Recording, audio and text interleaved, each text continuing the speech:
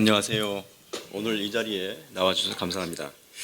먼저 성함을 말씀해 주시겠습니까? 이일규입니다.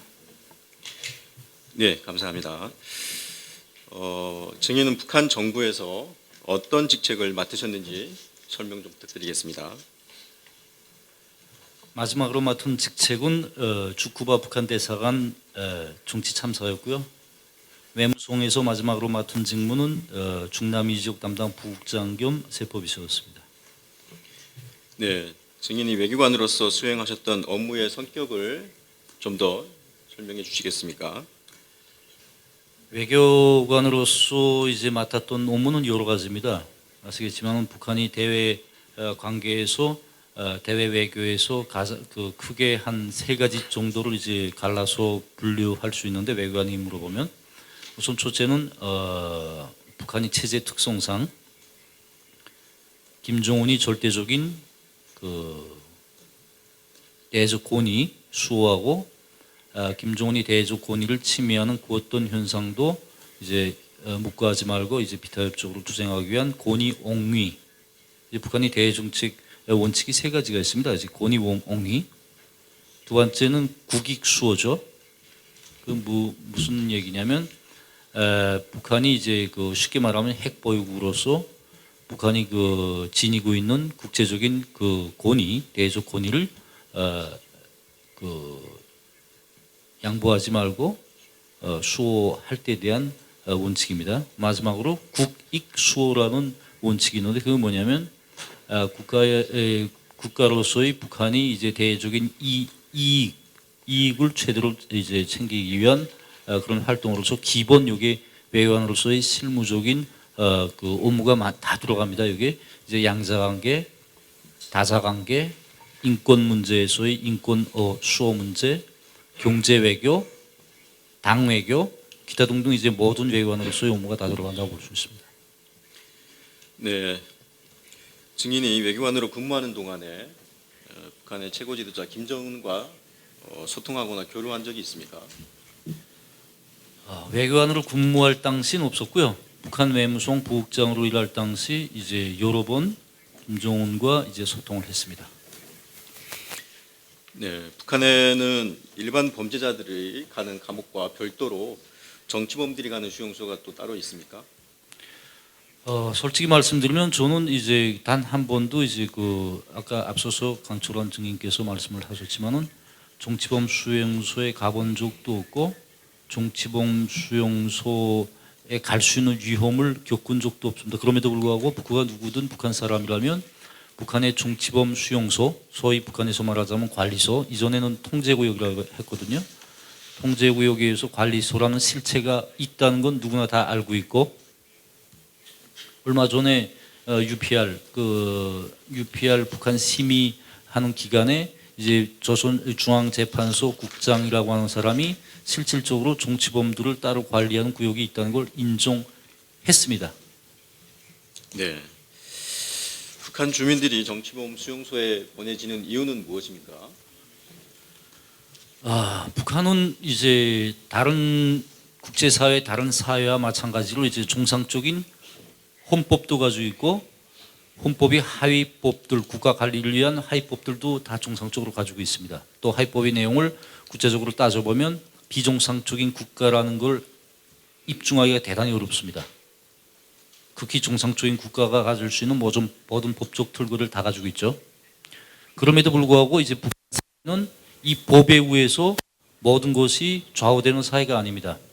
특히 가장 중요하게는 김정은 일일 독재 체제를 유지한다든가 북한이 정치 체제를 유지한다든가 이런 분야에서만큼은 이 법을 초월한 당위 윤리적 용도 체계 확립의 10대 원칙이라는 당적 원칙이 있고, 이 원칙을 잣대로 해서 사람을 평가도 하고 처벌도 하는 거죠.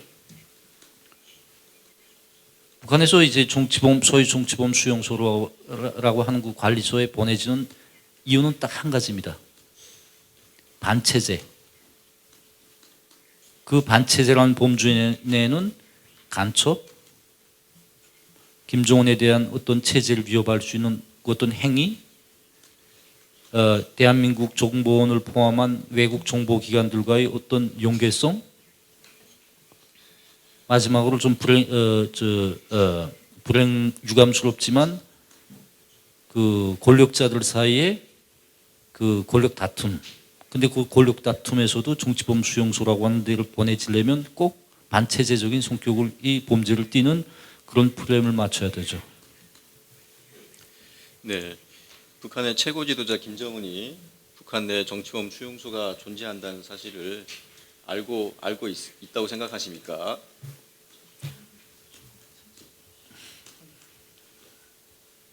김정은이 분명 정치범 수용소가 있다는 걸 알고 있을 겁니다. 왜? 예. 보내지는 모든 사람들은 아까 앞서 강철환 증인께서도 말씀을 하셨지만 합법적인 그 재판이라든가 물론 거기 변호인도 있습니다. 검사들도 있고 판사들도 있고 그럼에도 불구하고 이거는 형식에 불과하고 실질적으로 재판에 넘겨지기 전 단계에는 김정은이 방침이라는 걸 봤습니다. 이제 앞서 제가 여기서 보니까 이제 그 북한에서의 반인권 범죄에 가담한 기관들 중에서 국가보위성, 인민보안부라고 하죠. 이걸 같이 염두에 뒀는데 여기서 엄연하게 정치범 수용소, 관리소라고 하는 정치범 수용소는 국가보위성에서만 취급하는 것입니다. 국가보위성에서는 해당 그 반체제 인사를 관리소에 보낼 때 최종 결정을 김종일, 김종은 오늘의 사인이 있어야만 보내죠. 보내는데 이제 이 보낼 때는 실제 재판 과정을 비공개로 거칩니다. 네. 증인은 2023년 북한을 탈출했습니다. 탈북한 이유를 말씀해 주시겠습니까? 탈북의 이유는 여러 가지가 많습니다. 누구나 대한민국에 온 3만 5천 명이 탈북민들 중에 북한 이탈 주민들 중에 그 각이한 사연을 가지고 다 대한민국에 온다고 생각을 하고 저 역시 나름대로 여러 이유가 있습니다. 가장 큰 이유가 뭐냐면 그 중에 북한에서 너무 살기 힘들어서 이렇게 말하면 어떤 탈북민들께서는 저 사람은 북한에서 잘 먹고 잘 살던 게 뭐가 그렇게 힘들어서 왔냐라고 생각을 할 수 있는데 인간의 삶은 잘 먹고 잘 사는 데만 있는 게 아니잖아요. 또 인간의 삶은 내 대에 끝나는 것도 아니잖아요. 내 뒤에는 자식이 있고 그 자식의 미래에 대해서도 항상 걱정하고 있고 저는 그냥 솔직히 말씀드리면 정말 참기 어려운 그런 충격적인 사건이 있었습니다. 그 사건이 순간 나를 돌게 만들었고 그 충동에서 왔지만은 실제 그 충동 하나 때문에 대한민국에 온 건 아니고 오랜 기간에 걸쳐서 대한민국에 대한 좋은 감정이 축적이 됐고 북한에 대한 회의심, 환멸 이 축적된 이 감정이 그 어느 한순간에 폭발을 하면서 대한민국 행을 하게 됐다고 말씀드리겠습니다. 북한에서 경험하신 부당한 대우가 있으신지 많이 있다면 구체적으로 설명 좀 부탁드리겠습니다. 부당한 대우는 있었습니다. 짧게 말씀드릴게요. 북한 외무성에는 해외 대표부를 종합적으로 관리하는 부서가 있습니다. 일국 대표부 지도과라고 하는 부서죠. 이 부서 부국장이 사실은 내 후임이 나갔죠. 내가 원래 있던 데가 거기니까 내 후임인데 2019년 8월 내가 이제 북한에 들어갔을 때 좀 돈을 좀 요구를 했는데 그때 당시 제가 장인께서 돌아가셨습니다. 그때 그러다 보니까 내가 이제 그 좀 줄 수 있는 경제적 여력이 없어서 못 주고 나왔는데 그걸 빌미로 한 4년을 괴롭혔습니다. 제가 대표부 정치 참사를 했다고 했죠. 대표부 정치 참사를 하면서 대표부 세포비서를 같이 겸했거든요. 그러니까 제가 하는 어떤 외교 업무에 대한 불공평한 평가 지속적으로 4년 동안 내려줬고 당 일꾼으로서 하는 정치 업무에 대한 잘못된 평가 4년간 지속적으로 내려줬고, 어느 한순간 내가 이제 그 경추 손상을 입어서 멕시코에 좀 치료받으려고 하겠다고 제기를 했어요. 실무적인 절차는 시간이 많이 가기 때문에 다 약하고 4일 정도를 계산했던 대답이 24시간 안에 내려왔습니다. 불호하는 대답이. 그게 저를 순간적으로 떨게 만들었고, 이런 그렇게 정말 막말하면 썩어지게 고생을 하면서 이 체제를 위해서 이렇게 노력을 했는데 마지막에 돌아온 대답이 이거고 격분했죠. 그러니까 순간적인 감정이 저를 탈북을 내몰았는데 그 들었지만 그 순간적인 감정은 결국 오랜 기간 축적된 그 체제에 대한 환멸, 그다음에 미래에 대한 그 암담함. 내가 말하는 미래는, 제가 말씀드릴 미래는 자식이 미래를 염두에 두고 있는 것입니다. 자식 때문에 탈북했다는 건 아니지만 그 모든 감정이 순간적으로 폭발이 저를 탈북을. 예. 탈북 이후에 공개적으로 김정은과 김정은 체제 정권에 대해서 비판을 해오고 계십니다. 이로 인해서 우려되는 부분들은 혹시 없으신지 말씀 부탁드리겠습니다. 저는 그 양 부모가 다 돌아가셨습니다. 그리고 자식이 없습니다. 북한에. 쉽게 말씀드리면 저 때문에 아까 강철환 중님께서 말씀하셨지만 관리소에 갈 정도로 이제 불이익을 당할 사람은 없죠. 다행이라고 봐야 되겠는지 모르겠지만 그럼에도 불구하고 어떤 친척이 됐든 뭐 친구가 됐든 간접적으로 직간접적으로 이제 불이익을 당할 사람은 분명히 있고, 이 자리를 빌어 그들에게는 정말 죄송스럽고 미안한 생각을 합니다.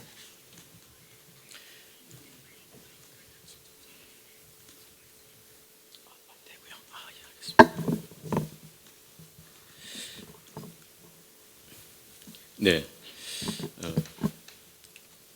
그 국제사회가 북한의 인권 문제를 비판하고 있는데 이에 대해서 북한이 또 대응하는 노력들을 해오고 있죠. 최근에 증인께서 이와 관련된 외교 기밀 문서를 공개하셨습니다. 이 문서에 대해서 자세히 설명을 좀 해주시겠습니까? 문서는 외교부가 대사관과 주고받는 정보문입니다. 정보문이고, 정보문은 이제 제가 그 공개할 당시 어떤 기자분들께서 그게 원문이 아니다. 그리고 이제 혹시 공개하는 사람이 이제 그 편집한 문서일 수 있다라는 말씀도 하셨습니다. 틀린 말씀은 아니고요. 정보문은 원문이 없습니다. 정보문은 이제 접수하면 우리가 이제 원래 컴퓨터로도 입력을 못하게 돼 있죠. 손으로 딱 기록하게 되어 있습니다. 비밀 옴수 때문에. 그러나 그게 힘든 업무니까 다 사람들이 컴퓨터에다가 기록을 하고, 사업 때문에 그 기록했던 자료를 제가 가져왔고, 그 중에서 제가 폭로한 부분은 인권 문제와 관련한 부분이죠. 왜 폭로를 하게 됐냐면, 아까 변호사님께서도 말씀을 하셨지만 저는 참 이 재판장에 와서 느끼는 바가 많습니다. 김정은 같은 정말 추악한 독재자를 심판하는 이 자리에 변호인들까지 앉혀서 김정은을 변호하지 않습니까? 이게 곧 민주주의라고 생각하고 정말 객관성이 충분히 보장된 훌륭한, 북한 그 사람들 같으면 변호인이 변호를 받을 자격조차도 못 가지는 게 북한인들 아닙니까? 그렇게 북한이 열악한 인권 상황을 초래하는 가장 주범은 김정은이거든요. 왜 그러면 김정은이 인권이 주범이라고 말을 하냐? 북한 인권 상황이 열악한 이유는 딱 한 가지입니다. 북한 인권 상황이 개선되지 않는 상황도 딱 한 가지 이유 때문입니다. 그게 뭐냐면 이름 독재 체제 유지거든요.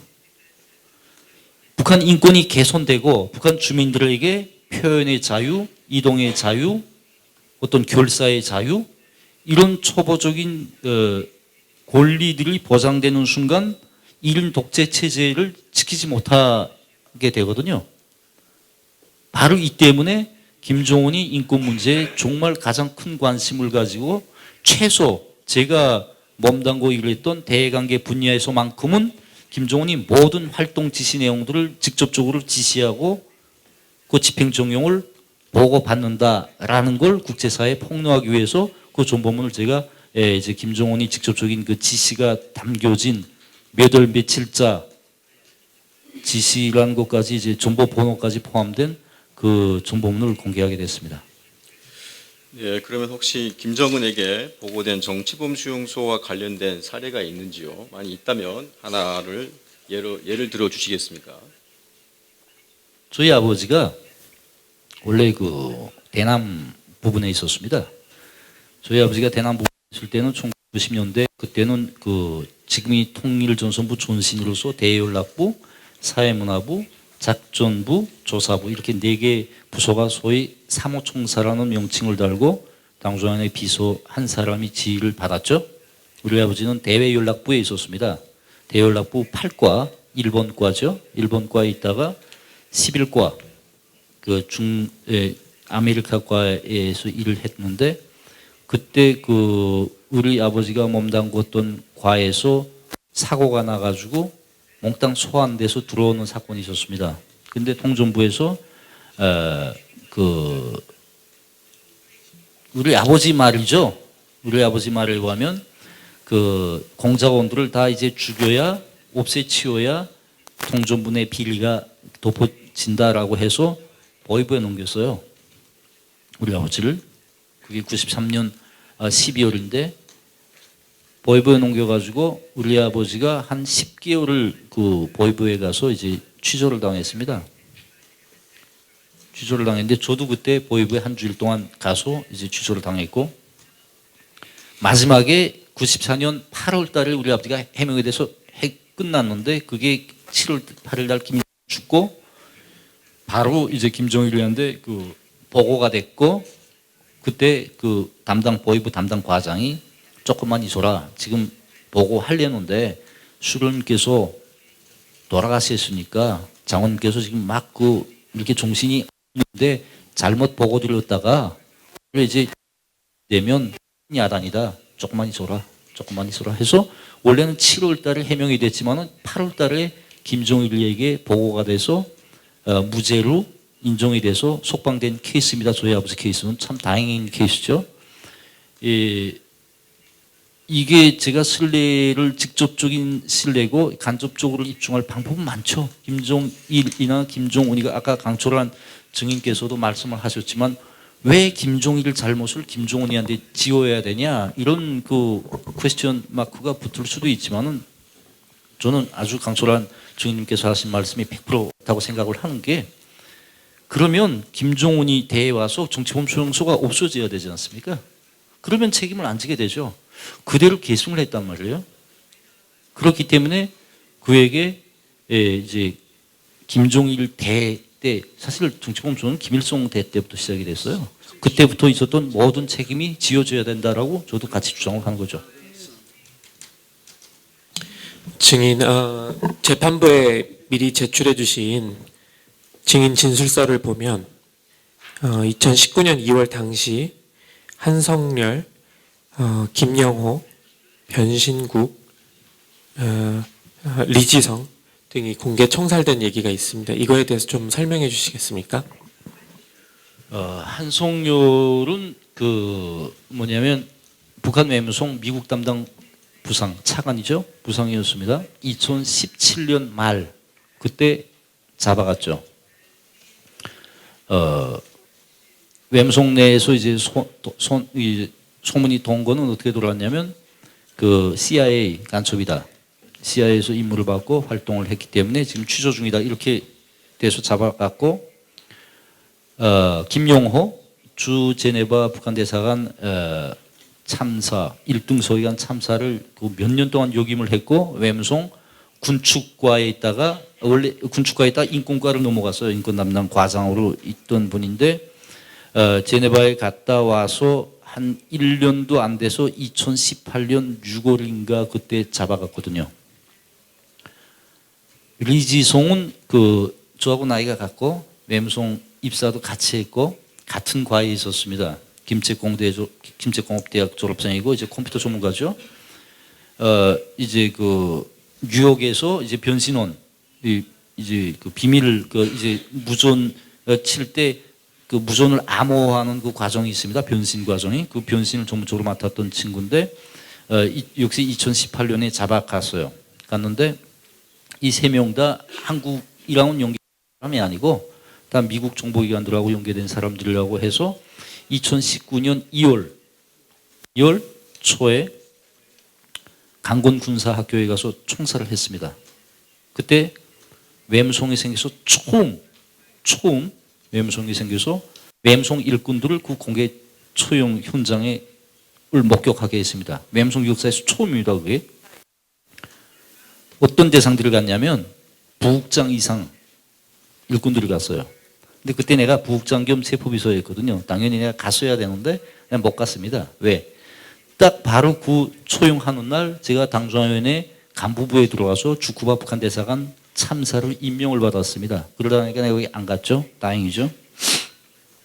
한 주일 간격으로 쏘았는데 첫 주에는 한성열 혼자 놓고 쏘고 두 번 주에는 리지송과 김용호 더 있는데 그 대외 경제성에 있다가 이제 비밀 자료를 가지고 탈북했던 걸 이제 중국에서 잡아와 가지고 3명을 쏘았는데 갔다 온 사람들이 말하는 건데 며칠 동안 밥을 못 먹었다는 거예요. 사람을 세워놓고 이제 그러니까 AK-47이라고 하는 자동 보총이 이제 이 탄창에 30발 정도 들어가는데 이걸 탄창을 3개 넣고 3명이서 이제 탄창을 갈아 끼우면서 쏘았다는 거예요. 사람이 이제 무너지기 시작하니까 마지막에 요만한 고깃덩이가 남는데 그 고깃덩이를 향해서까지 쏘들어가는 거예요. 그걸 웸송이 생겨서 처음 공소형 그게 2번 한 주일 간격으로 참혹한 광경이라고 하더라고요. 물론 아무 나라나 이제 간첩 반국가 범죄에 대한 그 법적인 처벌을 하는 건 사실입니다. 그걸 가지고 이게 체제가 잘못됐다 비합법적이다라고 말할 수는 없어요. 그러나 그런 사람들을 처용하는 장소에 같은 동료들을 데려다가 목격을 시킨다. 그것도 정말 잔인하게 죽이는 그걸 목격을 시킨다. 이거는 분명 반인도적인 범죄고 인권 침해라고 저는 강하게 주장하고 싶습니다. 예, 이미 좀 답변을 해주셨는데요. 좀 더 단도직입적으로 여쭙겠습니다. 북한의 최고 지도 김정은이 직접 정치범 수용소의 운영을 지시하나요? 저는 그 부분에 대해서는 답변 드릴 수 없습니다. 제가 김정은이 직접 정치범 수용소 운영을 지시한다, 안 한다 이걸 문건적으로 본 적이 없고 그걸 증언할 수는 없습니다. 정치범 수용소에 누구를 죄수로 보낼지에 대해서는 김정은이 결재나 승인을 해줍니까? 역시 추론인데요. 제가 직접 목격한 건 아니지만은 듣은 소문에 의하면 직접 지시하는 케이스도 있고 대부분은 그 국가보위성에서 해당한 사건을 취급하면서 이제 보내야 되겠다 저쪽으로 해서 그걸 다 기획안을 만들어서 김정은이에게 보고하면 김정은이가 결론을 사인을 해서 방침을 받아서 처리하는 걸로 알고 있습니다. 예. 그럼 김정은이 직접 정치범 수용소를 운영을 하는지에 대해서는 말씀을 아끼셨는데 관리소는 국가보위성이 직접 관리하는 것이 맞나요? 제가 알건대는 그렇게 알고 있습니다. 국가보위성은 정치범을 구속, 취조하는 전 과정을 최고 지도부에 보고하나요? 이제 제가 알건대는 개인적인 주장이지만은 제가 알건대는 뭐 이렇게 신문하는 과정, 신문에서 진술을 뽑아낸 과정, 뽑아내서 앞으로 처리할 과정 이렇게 계속 여러 단계를 하는 건 아닌 것 같고요. 일단 한번 케이스를 이제 국가보위성이 이 대상을 물면 신문해서 최종적으로 이제 그 대책안 이제 이 사람이 실제 이렇게 된 게 입증이 됐다 그러면 국가정보원이라든가 CIA랑 이렇게 연결된 게 다 이제 그 증거로 입증이 됐다. 이것 때문에 이제 앞으로 이제 뭐 총살은 총살하겠다 또는 그 관리소는 관리소 보내겠다. 이제 같이 따라 가족 민원 어디까지 종합하겠다. 이 다 기획은 국가보위성에서 해서 김정은에게 원래 보내 김정은이가 그게 이제 동의하죠. 사인을 하면 방침으로 분류됩니다. 방침으로 분류되면 그 방침에 근거해서 이제 보내겠죠. 예, 그러면 김정은이 그 보고를 받고 방침을 내리면 그거에 따라서 관리소에서 집행이 된다. 네. 네. 네, 북한 또 말씀해 주셨고 형 사례도 말씀해 주셨는데 다른 인권 유린 사례 사용해 계십니다. 그 외에 다른 소형 사례에 대해서 알고 있는 게 없습니다. 네, 마지막으로 질문드리겠습니다. 이제 오늘 이 자리에 나오셔서 북한 정부 김정은에 대해서 공개적으로 증인하시는 것이 혹시 증인과 증인의 가족 그리고 북한에 있는 친인척들에게 어떤 위협이나 위해를 초래한다고 생각하십니까? 만약 그렇다면 좀 구체적으로 설명 부탁드리겠습니다. 제가 오늘 이 자리에 서기 전에도 수많은 공개적인 장소에서 이제 김정은을 직접적으로 이제 폭로했고 비판했고 그 모든 행동 하나하나가 다 이제 북에 두고 온 저희 친척에게 이제 불이익이 된다는 걸 전 누구나도 잘 알고 있고 그 점에 대해서는 아까도 앞서 말씀드렸지만은 죽을 만큼 미안하고 어떤 속죄의 말로도 이제 그분들이 북에 남아 있는 부분들이 그 상처를 이제 오르만질 수 없다는 걸 잘 알고 있습니다. 제 개인적인 책임이고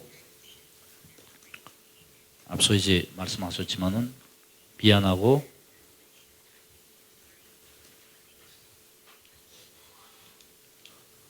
북한에는 연좌제라는 게 있습니다.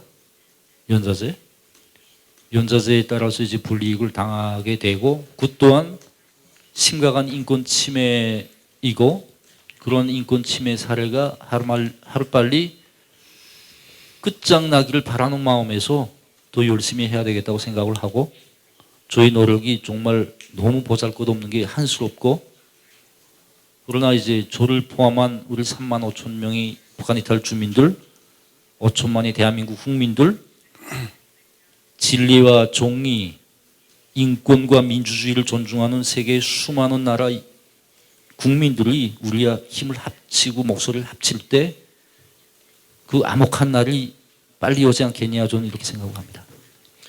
네, 감사합니다. 더 이상 질문이 없습니다.